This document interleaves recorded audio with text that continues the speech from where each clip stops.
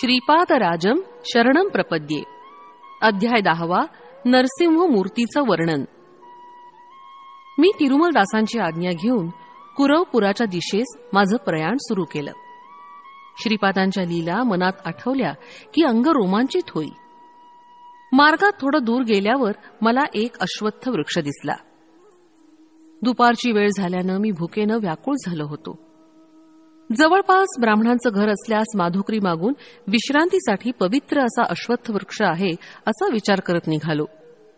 त्या अश्वत्थाखाली कोणीतरी विश्रांती घेत असल्याचं मला दिसलं. जवळ जाऊन पाहिलं तर त्या मनुष्यानं यज्ञोपवीत धारण केलं होतं. मी अश्वत्थाजवळ गेलो तेव्हा त्या व्यक्तीनं आदरानं मला बसायला सांगितलं. त्या व्यक्तीचे नयन करुण रसानं भरले होते. त्यांच्या समोर एक झोळी होती. त्यात खाद्यपदार्थ काही नव्हते, परंतु एक ताम्रपात्र तेवढं होतं. ते सतत श्रीपाद श्रीवल्लभांचं नामस्मरण करत होते. मी त्यांना प्रश्न केला, महाशय, आपण श्रीपादांच्या दिव्य चरणांचे आश्रित आहात का? तुम्ही त्या महापुरुषाचं दर्शन घेतलंत का? ते म्हणाले, माझा जन्म सद्वैश्य कुलात झाला असून मला सुब्बय्या श्रेष्ठी असं म्हणतात. आमच्या वंशाचं नाव ग्रंथी आहे.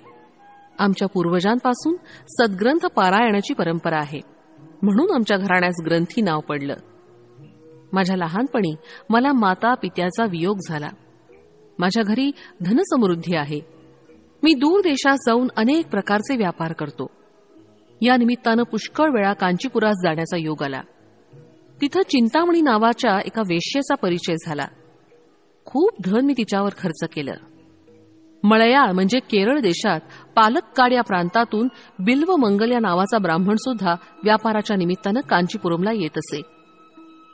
तो सुगंधी द्रव्यांचा अरबी नागरिकांना विक्रय करून त्यांच्याकडून रत्तराशी आणि तुरंग म्हणजे घोडे घ्यायचा.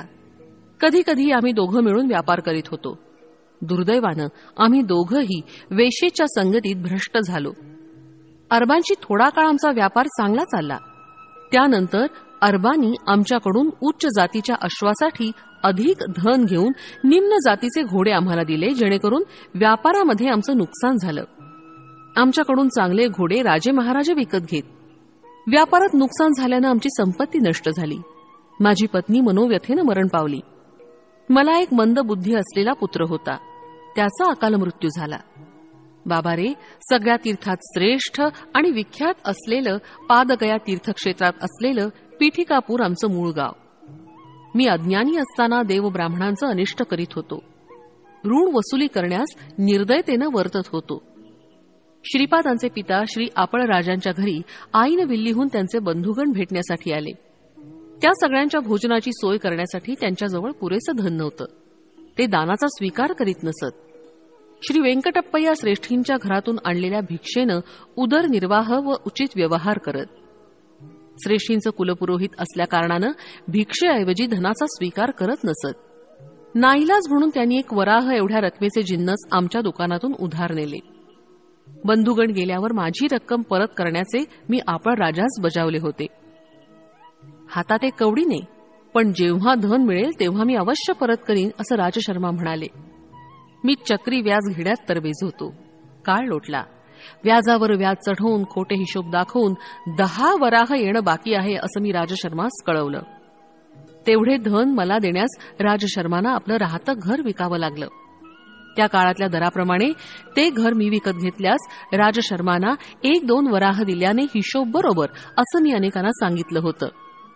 राजशर्मांना गृहविहीन करणं हाच माझा संकल्प होता. माझा हा दुष्ट विचार लक्षात येताच वेंकटप्पय्यांनी माझी निर्भत्सना केली. अरे दुरात्म्या, धनाच्या मदानं मनात येईल तसं वागतो आहेस. आमच्या कुलपुरोहिताचा अपमान झाल्यास आमचा अपमान झाल्यासारखं. तू तुझी वागणूक बदल, नाहीतर घोर आपत्ती संभवेल. अग्निहोत्रापेक्षा पवित्र असलेल्या राजशर्मास तू असले कष्ट देतोस. या कारणानं रौरवादी नरकास जाशील. एकदा श्रीपाद श्रेष्ठींच्या घरी असताना मी श्रेष्ठींना व्यंगानं म्हणालो, राजशर्मा जर माझं ऋण फेडू शकत नसतील तर त्यांच्या पुत्रांपैकी एकास माझ्या दुकानात चाकरी करण्यास पाठवावं किंवा त्यांनी स्वतः चाकरी करण्यास यावं. एक मुलगा आंधळा तर दुसरा पंगू, तिसरा हा श्रीपाद मात्र 3 वर्षाचा. माझं ऋण कसं बरं फेडलं जाईल? असं ऐकून श्रेष्ठींचं मन दुखावलं. त्यांच्या नेत्रातून अश्रुधारा वाहू लागल्या. श्रीपादांनी आपल्या दिव्य हस्तांनी त्यांचे अश्रू पुसून म्हणाले, आजोबा, मी असताना भय कसलं? हिरण्याक्ष व हिरण्यकश्यपांचा मीच संहार केला, तर सुब्बय्यांचं ऋण फेडण्यास मला कठीण काय? असं म्हणून माझ्याकडे वळून म्हणाले, अरे, तुझं ऋण मी फेडीन. चल तुझ्या दुकानात सेवा करून ऋणाची निवृत्ती करीन. ऋण फिटल्यावर मात्र तुझ्या घरी लक्ष्मी राहणार नाही, विचार कर. बाल श्रीपादांना घेऊन वेंकटप्पय्या श्रेष्ठी सुब्बय्याच्या दुकानात आले. ते सुब्बय्यास म्हणाले, श्रीपादांच्या ऐवजी मी तुमच्या दुकानात काम करतो, चालेल का? सुब्बय्यानं नकारार्थी मान हलवली. इतक्यात दुकानात एक जटाधारी आला. तो सुब्बय्या श्रेष्ठींचं दुकान शोधित होता. त्याला एक तांब्याचं भांड विकत घ्यायचं होतं. तो श्रेष्ठींना म्हणाला, मला एका तांब्याच्या पात्राची अत्यंत गरज आहे. किंमत थोडी जास्त असली तरी चालेल. सुब्बय्यांच्या दुकानात 32 तांब्याची पात्र होती, परंतु तो खोटच म्हणाला. माझ्याकडे एकच तांब्याचं पात्र आहे. त्याला 10 वराह देऊ शकत असाल तर तुला ते मिळेल. तो संन्यासी चटकन कबूल झाला. त्याची एकच अट होती की ते पात्र वेंकटप्पय्या श्रेष्ठींच्या मांडीवर बसलेल्या श्रीपादांनी आपल्या हातांनी त्या संन्याशास द्यावं. त्या अटीप्रमाणे श्रीपादांनी स्वहस्ते ते पात्र त्या संन्याशास दिलं. श्रीपाद प्रभू पात्र देताना हसत होते. ते म्हणाले, अरे, तुझी इच्छा आता पूर्ण झाली ना? तुझ्या घरी लक्ष्मी स्थिर राहील. तू तुझी संन्यास दीक्षा सोडून स्वगृही जा. तुझ्यासाठी तुझी पत्नी आणि मुलं वाट पाहत आहेत. तो जटाधारी संन्यासी अत्यंत आनंदित होऊन निघून गेला. वेंकटप्पय्या श्रेष्ठी आणि अप्पळ राजा शर्मा यांचा अपमान करावा अशी सुब्बय्याची इच्छा होती. ती पूर्ण झाल्यानं त्याच्या मनात थोडा अहंकार निर्माण झाला होता. आणि त्यातच तो म्हणाला, आजच्या विक्रीत मला विशेष धनलाभ झाला. अप्पळराजकडून यायचे असलेले 10 वराहाचे कर्ज फिटल्यासारखं मला वाटलं. या क्षणी श्रीपादराय ऋणातून मुक्त झाले. वेंकटप्पय्या म्हणाले, हे जे तू सांगतो आहेस ते गायत्रीच्या साक्षीनं सांग. सुब्बय्यानं तसं केलं. श्रीपाद प्रभू आणि वेंकटप्पय्या श्रेष्ठी घरी गेल्यानंतर सुब्बय्यानं आत जाऊन पाहिलं तर 31 भांड्यांपैकी केवळ एकच भांड तिथं होतं. श्रीपाद प्रभूंच्या लीला अनाकलनीय, अचिंत्य होत्या. त्यांच्या समक्ष जे बोलू ते वचन खरं होत असे. साक्षात दत्तप्रभूंच्या करकमलांनी तांब्याचं भांड घेणारा जटाधारी धन्य होता. श्रीपाद प्रभूंकडून अनुग्रहाच्या स्वरूपात तांब्याचा किंवा तांब असलेला धातूचा एक तुकडा जरी मिळाला तरी दान घेणाऱ्याला भाग्याचं असतं. तेव्हा प्रत्यक्ष तांब्याचं पात्र मिळवणारा तो जटाधारी किती भाग्याचा आणि सुब्बय्या किती दुर्दैवी. त्याला येणं असलेलं 10 वराहाचं देणं श्रीपादांनी आपल्या लीलेनं दिलं. परंतु त्या क्षणापासून त्याच्याकडे असलेली लक्ष्मी क्षीण होऊ लागली. 31 भांड्याच्या ठिकाणी केवळ एकच भांड राहिलं होतं. सुब्बय्यांचं अप्पळ राजाकडून 10 वराह येणं आहे असा खोटाच हिशोब दाखवला होता. त्या पापाचं फल अशा स्वरूपात त्याला मिळालं होतं. शंकर भट्ट म्हणाले, अरे सुब्बय्या, सूर्योदयापूर्वीचा आणि सूर्यास्तापूर्वीचा काळ अत्यंत पवित्र असतो. प्रातःसंध्येच्या समयी आणि सायं संध्येच्या वेळी अग्निहोत्र करणं विशेष फलदायी असतं. प्रातःकाळी सूर्य भगवान सर्व शक्तींच्या स्रोतानं सिद्ध असतात. संध्यासमयी या शक्ती पुनरपी सूर्यात विलीन होतात. यावर सुब्बय्या म्हणाला, महाराज, दान स्वीकारल्यास पुण्य कमी होतं असं मी ऐकलं होतं. परंतु ते स्वीकारलं नाही तर पाप लागतं असंही आपल्याकडून ऐकलं होतं. या दुहेरी वाक्यांचा अर्थबोध होत नाही. तसंच श्रीपाद स्वामी श्री दत्तात्रेयाचे अवतार आहेत असं म्हणतात, तेच नरसिंह स्वामींचा अवतार, शंकराचा अवतार असं काही म्हणतात. शिवामध्ये अनसूयेचं तत्व कसं अंतर्भूत आहे ते समजत नाही. कृपया याचा खुलासा करावा. परंतु या प्रश्नांचा खुलासा करण्या अगोदर सर्वांना भूक लागली असल्यानं जेवणाचा बेत ठरला. आश्चर्याची गोष्ट अशी की त्या लहानच्या जागेमध्ये एका तांब्याच्या भांड्याशिवाय दुसरं काहीच नव्हतं.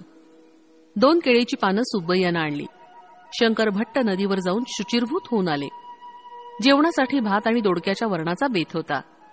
केळीची पानं जेवणासाठी घेतली आणि पळसाच्या पानांचे द्रोण तयार केले. त्या जटाधारी संन्याशानं डोळे मिटून क्षणभर ध्यान केलं आणि जवळच्या तांब्याच्या पात्रातून द्रोणात पाणी टाकलं. त्यानंतर त्याच भांड्यातून दोडक्याचं चवदार वरण वाढलं आणि नंतर भात वाढला. ते अमृतासमान जेवण करून आम्ही तृप्त झालो. रिकाम्या भांड्यातून प्रथम पाणी आणि नंतर अन्न येणं हा एक दैवी चमत्कारच होता. भोजनानंतर ते भांड रिकामच होतं. शनिवार प्रदोष समयी केलेल्या शिवार्चनाचं फलित. श्रीपाद स्वामी सकल देवता स्वरूप आहेत. शनिदेव कर्मकारक आहेत. ग्रहांमधील छायाग्रह राहू केतूतील राहू शनीमुळे फल देतो. केतू मंगळामुळे फल देतो.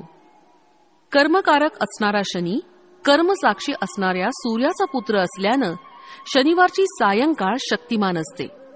चतुर्थी आणि त्रयोदशी राहूच बलवान असतात.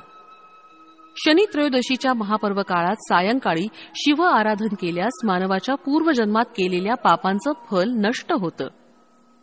श्रीपाद श्रीवल्लभांचा अवतार मंगळ ग्रहाच्या चित्रा नक्षत्रावर झाला असल्यानं या नक्षत्रावर श्रीपाद प्रभूंची पूजा केली असता सर्व ग्रह दोषांचं शमन होतं. युद्ध, आपदा, शस्त्रास्त्रांनी येणारा अकाल मृत्यू, ऋणग्रस्ततेतून उद्भवणारी संकटे यांचं कारण मंगळ ग्रह असतो. चित्रा नक्षत्रावर किंवा मंगळवारी श्रीपाद स्वामी अरुण वर्णाप्रमाणे प्रकाशमान होतात. कर्ज म्हणजे पाप, अऋण म्हणजे पाप नसणारा अर्थात पापरहित. त्या दिवशी श्रीपाद प्रभू साक्षात अरुणाचलेश्वराचं रूप असतात. वेंकटप्पय्या श्रेष्ठी, नरसिंहवर्मा आणि बापनार्युलू शनी प्रदोषाच्या दिवशी शिवाराधनेत सहभागी होत. त्या दिवशी अप्पळराज शर्मा यांनी सुद्धा मोठ्या श्रद्धाभावानं त्या आराधनेत भाग घेतला होता. अखंड लक्ष्मी सौ सुमती महाराणी शिवस्वरूपातील अनसूया महातत्वाचं ध्यान करीत असे. त्या महातपाचं फलस्वरूप म्हणून श्रीपाद स्वामींचा अवतार झाला.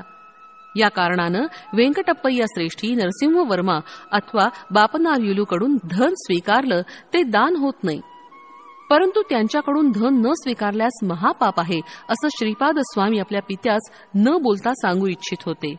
श्रीपाद प्रभू सकल देवतांचं स्वरूप आहे. सर्व देवतांच्या अतीत असणारं हे महान तत्व आहे. त्यांचं दर्शन, स्पर्श आणि संभाषण ज्या भाग्यवंतांना लाभलं ते धन्य होत. श्रीपाद वल्लभांच्या असाधारण लीलेनं त्यांनी आपल्या पित्यास ऋणमुक्त केल्याची वार्ता पिठिकापुरम गावात दावनालासारखी पसरली.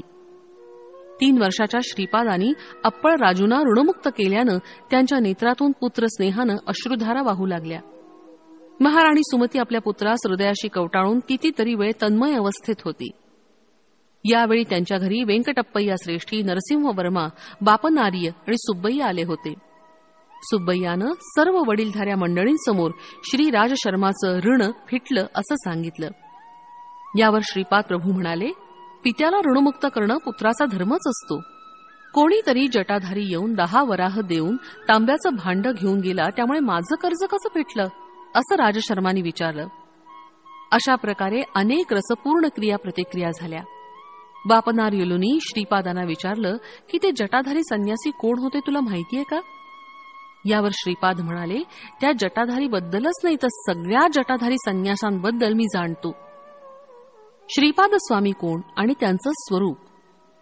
बापनार्युलू श्रीपादांना म्हणाले, तू 3 वर्षाचा बालक आहेस, परंतु मोठ्या माणसासारखा बोलतोयस. सर्वांबद्दल माहिती असावयास तू सर्वज्ञ आहेस काय? यावर श्रीपाद म्हणाले, मी 3 वर्षाचे असं तुम्हाला वाटतं, परंतु मला तसं वाटत नाही. माझं वय अनेक लक्ष वर्षाचं आहे. मी या सृष्टीच्या पूर्वी होतो, प्रलयानंतर सुद्धा राहणार आहे. सृष्टीच्या निर्मितीच्या वेळी मी होतो. माझ्याशिवाय सृष्टीची उत्पत्ती, स्थिती आणि लय होऊ शकत नाही. मी साक्षीभूत होऊन सर्व व्यवहारांचं अवलोकन करतो. यावर बापनाचार्युलू म्हणाले, श्रीपादा, लहान मुलांनी आपण चंद्रमंडळात आहोत असा केवळ विचार केल्यानं आपण चंद्रमंडळात असतो असं नाही. प्रत्यक्ष अनुभव असायला हवा. सर्व ज्ञान, सर्व व्यापकत्व, सर्व शक्तितत्व हे केवळ जगन्यंत्याचं लक्षण आहे. यावर श्रीपाद म्हणाले, मी सर्वत्र स्थित असणारं आदितत्व आहे. त्या त्या प्रसंगानुसार त्या त्या ठिकाणी आवश्यकतेनुसार मी व्यक्त होतो. साकार रूपात नसलो तर मी नाही असं होत नाही. जीवाच्या ठिकाणी मी अन्नमय, प्राणमय, मनोमय, विज्ञानमय आणि आनंदमय कोशात स्थित असतो. माझ्या अस्तित्वामुळे या पंचकोशांचं सर्व कार्यकलाप होत असतात.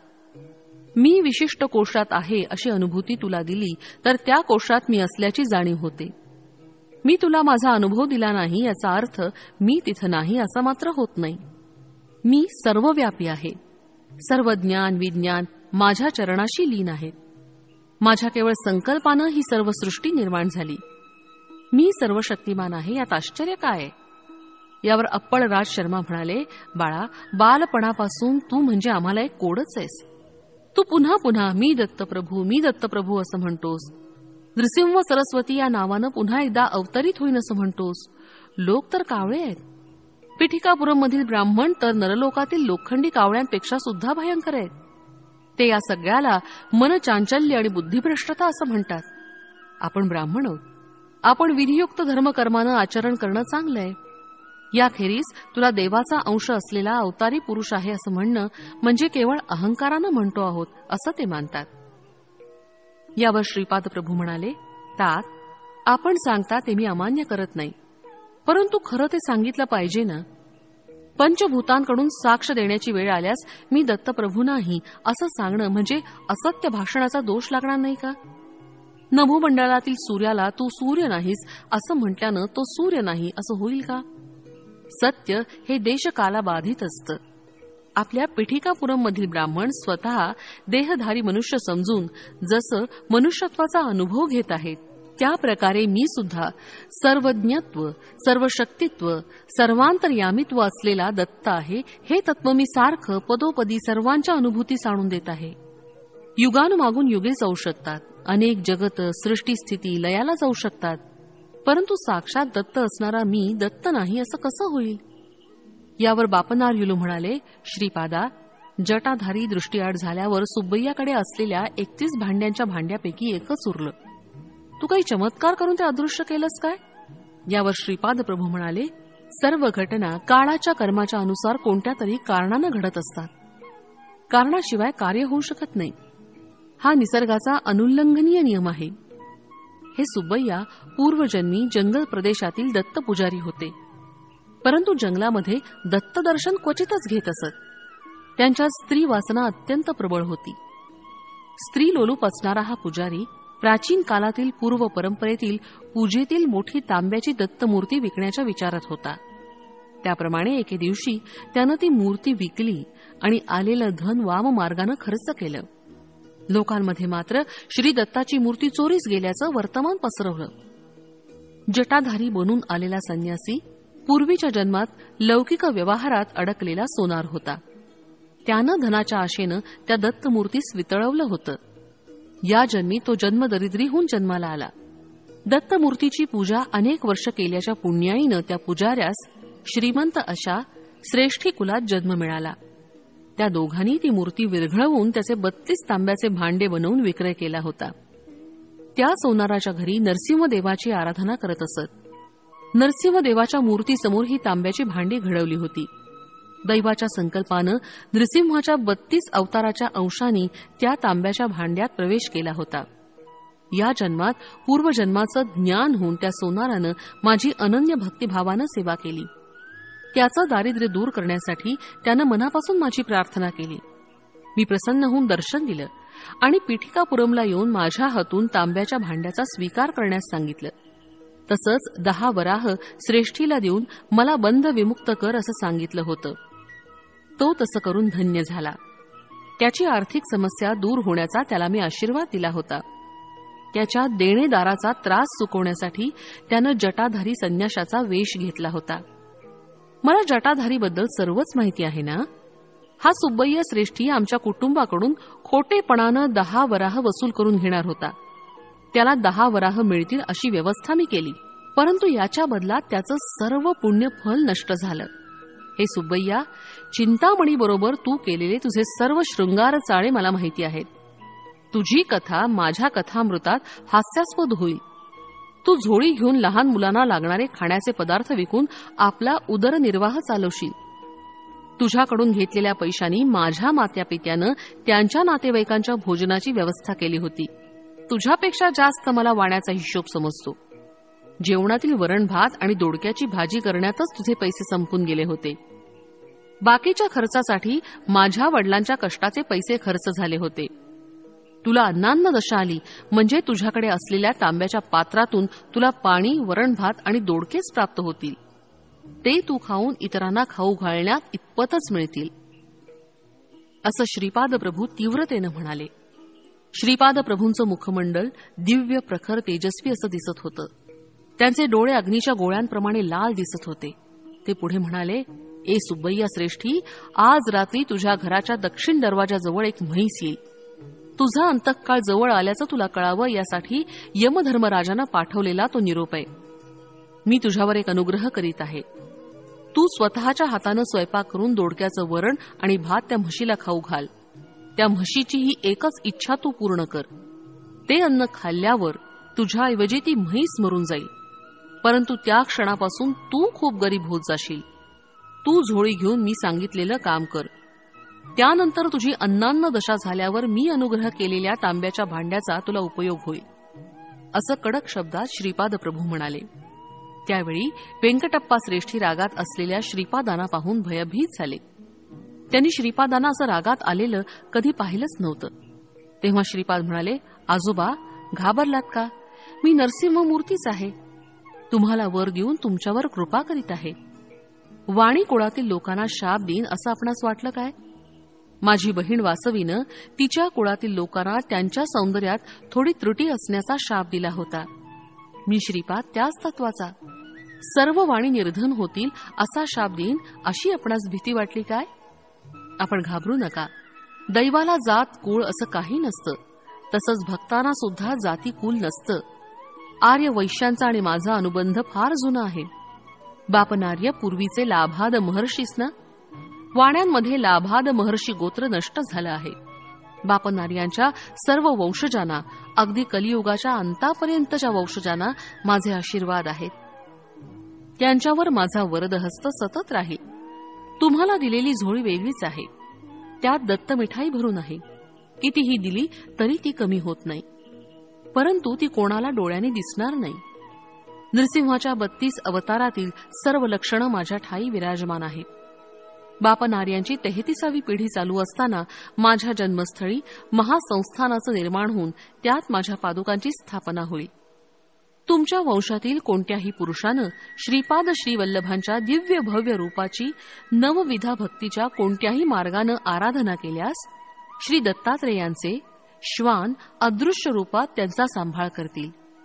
वेद, पुराण, उपनिषद ही सर्व श्वान रूपात अदृश्य असून सदैव रक्षण करतील. इतक्यात वेंकटप्पया श्रेष्ठींनी श्रीपाद प्रभूंना प्रेमानं जवळ घेतलं. त्यांच्या डोळ्यातून आनंदाश्रू वाहू लागले. बापनार्याच्या तोंडातून शब्द फुटत नव्हते. सुमती माता हे सर्व स्वप्न आहे, एका वैष्णवी माया अशा संदेहात पडली. अप्पळराज शर्मांचं मन स्तंभित झालं. श्रीपादांचे दोन्ही मोठे भाऊ त्यांच्याकडे भीत भीत बघत होते. हा आमचा धाकटा भाऊ की दत्तप्रभू? हे काय भानगड आहे असा विचार ते करू लागले. नरसिंह वर्मांनी श्रीपादाला आपल्या मांडीवर घेतलं. श्रीपाद वर्मांना म्हणाले, आजोबा, आपण दोघं उद्या घोडागाडीतून आपली जमीन पाहण्यास जाऊ. तेथील भूमाता मला कित्येक दिवसापासून तुझ्या पादस्पर्शानं मला पवित्र केव्हा करणार अशी आर्ततेनं प्रार्थना करते आहे. आर्तत्राणपरायण हे माझं वचन आहे. तेव्हा वर्मा म्हणाले, अरे श्रीपादा, माझं एक छोटं सांगणं आहे. आपल्या पीठिकापुरमजवळ आमची जमीन आहे ना, तिथंच एक छोटं गाव वसून तेथील लोकांकडून शेती करून घ्यावी. गावकऱ्यांना कमी पैशात शेती कसायला देऊन जमीनदारीचा व्यवहार पाहण्यासाठी तुझ्या वडिलांना कुलकर्णी पद द्यावं असा माझा विचार आहे. परंतु सध्या हे कुलकर्णी पद आपल्याकडे नाही ना. यावर श्रीपाद हसून म्हणाले, आजोबा, तुम्ही तुमच्या जमीनदारीचा विचार केला, परंतु माझ्या जमीनदारीचा विचार नाही केलात. हे मला मान्य नाही. अगोदर वडिलांना कुलकर्णी पद करा म्हणावं, त्यानंतर तू कुलकर्णी पद सांभाळायचं आहे असं वर्मा म्हणाले. घंडीकोटा श्रीपाद श्रीवल्लभराज शर्मा अमुक गावचा कुलकर्णी होता एवढंच केवळ इतिहासात शिल्लक राहील. जे कुलकर्णीपण मी करणार आहे ते विश्वात्मक आहे. माझे हिशेब मला आहेत. दररोज कोट्यावधी पुण्यराशींची उलाढाल होताना दिसत आहे. माझ्या अवताराचं प्रयोजन विश्वकुंडलिनीला हलवून टाकायचं आहे. मानवात असल्याप्रमाणे गावाला, शहराला, पुण्यक्षेत्रांना सुद्धा कुंडलिनी असते. सांध्र सिंधुवेद याचं ज्ञान ज्यांना आहे अशांनाच अवगत होऊ शकणारं हे योग रहस्य आहे.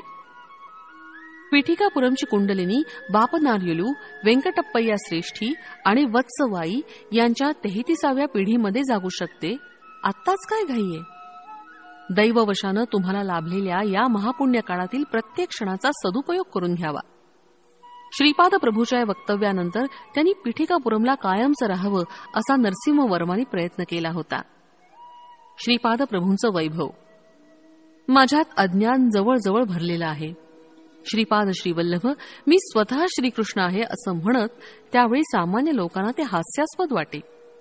त्या अज्ञानातूनच मी प्रश्न केला, श्रीपादा, तू स्वतःला श्रीकृष्ण म्हणवतोस, तर अष्टभार्या 16 सहस्त्र गोपिका सुद्धा या अवतारात आहेत का? यावर मंद हास्य करून श्रीपाद प्रभू म्हणाले, माझ्या अष्टविधा प्रकृतीच अष्टभार्या आहेत. या माझ्या शरीरातून दशदिशांमध्ये शक्ती स्वरूप असणारी स्पंदनं क्षणाक्षणाला प्रवर्तित होत आहेत. अशा प्रकारे प्रत्येक क्षणाला एका एका कलेमधून शरीर, मन आणि आत्मतत्वातून या माझ्या शरीरातून दशदिशांमध्ये शक्ती स्वरूप असणारी स्पंदनं क्षणाक्षणाला प्रवर्तित होत आहेत. अशा प्रकारे प्रत्येक क्षणाला एका एका कलेमधून शरीर, मन आणि आत्मतत्वातून 10 × 10 × 10 बरोबर 1000 स्पंदनं प्रवर्तित होतात. अशा प्रकारे 16 कलांमधून एकूण 16,000 स्पंदनं प्रवर्तित होतात.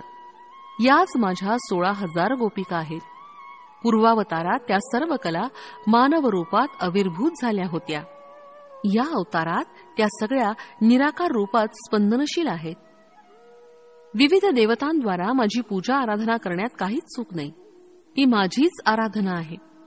माझ्यातील शिवस्वरूप, विष्णुरूप आणि ब्रह्मस्वरूप यांची आराधना करता येते.